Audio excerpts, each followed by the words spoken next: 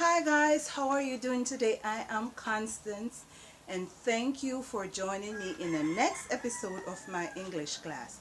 Last week we touched on um, grammatical rules, talking about you and I and how they should be used with plural or singular verbs. This week we are going to go more in depth. We're still going to be talking about grammatical rules, and I'm going to give you rule number 1 and the basic rule. So we'll talk about the basic rule first, and then we get into rule number 1 and some examples. Alright, so let's begin. Basic grammatical rules, and then rule number 1. A singular subject takes a singular verb. Okay, so that's the basic rule. A singular subject takes a singular verb, whereas a plural subject takes a plural verb. Whereas a plural subject takes a plural verb. Alright? Thus, if a subject is singular, its verbs also should be singular. Thus, if a subject is singular, its verb must also be singular. If a subject is plural, its verb must also be plural. Alright? So, use a singular verb after words. Or I could say after these words. I should have after these words. Each, neither, everyone, everybody, nobody, and someone.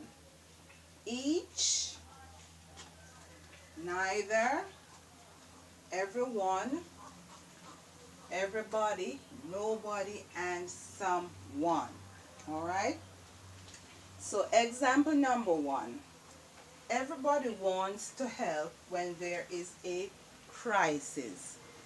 Everybody wants to help when there is a crisis. Alright, can you recognize the plural or the singular verb in this sentence? Take out your pen and papers and please make notes. Because if you see this in your exam, I don't need you to wonder. I need you to do it and get it correctly. Alright? So everybody wants to help when there is a crisis. So if you guess once, or if you know that it is once, you are correct. Now, is it singular or plural verb? Is it a singular verb or is it a plural verb? If you guess singular verb, then you are correct. So we're going to put SV for singular verb. Number 2, somebody wishes to speak to you. Somebody wishes to speak to you. Can you guess the singular or plural verb in this sentence? If you guess wishes, then you are also correct. Now, is it singular or is it plural? In this case, it is singular.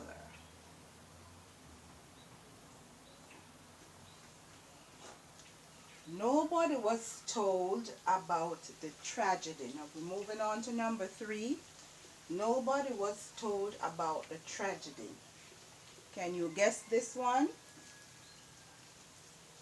Which is singular and which is plural? This is was. The word was is the verb, but is it singular or is it a plural verb? And if you guess singular verb, you are correct.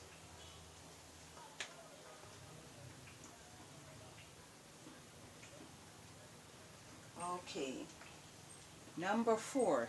This one is a little trickier than the rest.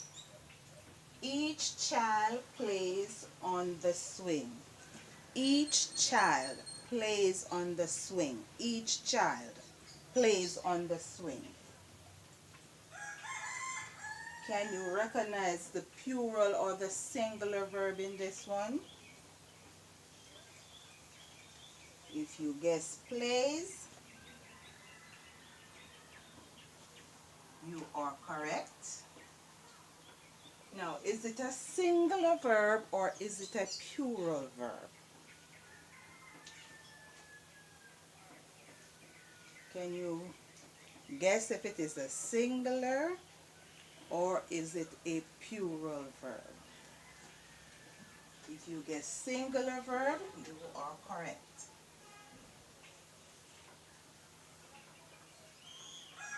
Singular verb. Each child plays on the swing. So take notes of these examples so you can recognize them in your exam and act efficiently on them, okay? When the words somebody, where it's everybody, someone, nobody, or each child, that is considered as a collective, okay? It is considered as one. So it's singular, it is collected as one. Just as if you would say a box of books.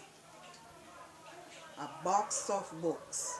Would it be singular or would it be verbal? Or would it be plural? Would it be singular?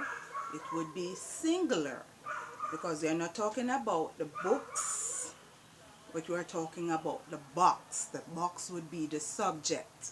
So the box, right? The box is the subject. So the box is singular, although it has in many books. All right? So this is the end of this class. I thank you guys for watching. Thank you for subscribing. Thank you for sharing. Please make a comment in the comment section below. Check the description box for every information that I will want or would like to share with you. Keep me updated, keep me abreast with whatever you're learning, if it is helping you, if you're seeing progress in your English tests or in your schoolwork or in your everyday writing. Well, we'll move on to the next class, and until then I will see you. All right, bye.